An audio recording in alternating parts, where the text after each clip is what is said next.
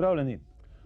Ura je 8 in ponedeljek je, razen če slučajno gledate ponovitev, v tem primeru je pa ura verjetno ali pol 6 popoldne, če ste pa bolj ponočnjaki, pa potem je pa verjetno petek, pa tam kakšnih 23:30, skratka malo pred polnočjo. Če ste se ravno kar kje zabavali in ste ravno kar domov prišli, potem upam, da ste se dobro imeli. Zdaj se pa lepo umirite, ker bomo 1 uro same zanimive stvari pripovedovali.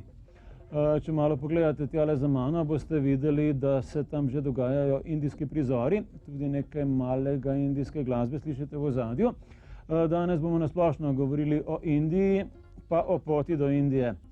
Kasneje se mi bo pridružil gost, ki mu je ime Smiljan Šiška. Vsi se ga še spominjate, ker je pred nedavnim že bil tukaj v našem studiu. No, danes bo pa kakšne druge zgodbe povedal in mislim, da so tiste, ki jih ima še na zalogi, še bolj zanimive od tistih, ki smo jih že slišali, pa že tiste niso bile slabe.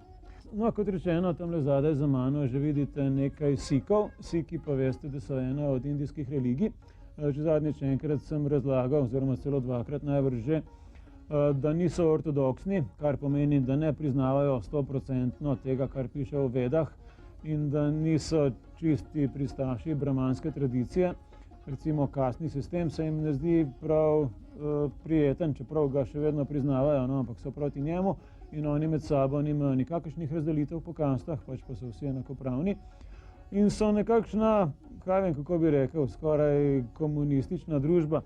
Namreč vsi delajo, mnogo od tega, kar delajo, je brezplačno. Malo recimo včasih spominjajo na to, kako je bilo pred leti v židovskih kibucih.